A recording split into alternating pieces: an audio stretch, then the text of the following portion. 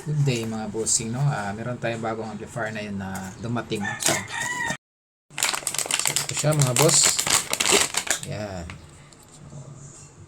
So, iba din to sa mga ZK mga boss, no? Kasi yung amplifier na to is Inky Baby yung nakasulat dito sa kanyang plate. So meron siyang dalang accessories din, no? Yan. Screwdriver, knob, at saka DC jack. Yan, no? Ink Baby audio. Yan. So, supply 5 volts to 24. So, meron siyang plastic plate para dito sa ilalim. Yan. So, bago natin testing mga boss, titingnan muna natin yung kanyang chip, no, kung anong ginamit dito na IC. Para ma-check natin, tanggalin natin yung kanyang screw. Kung anong ginamit dito. Kasi sabi doon TPE daw eh. TPE 311 dito. O, yun, no. Goods naman pala mga boss, oh. So, hindi siya fake, no? So, hindi na masama ito mga boss.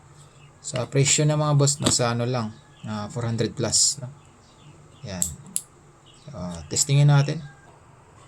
So, yan mga boss, no? Naka-ready na yan, naka-wiring na siya.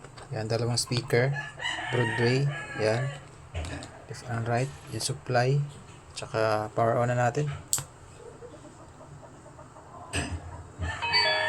Yan. Sanap tayo dito, no? Ayun, connected na. PT Audio pa lang yung pangalan niya.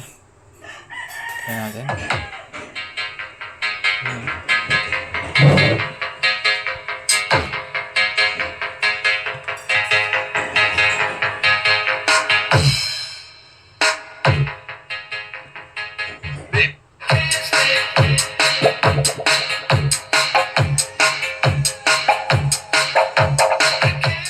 Malakas din to mga boss, no?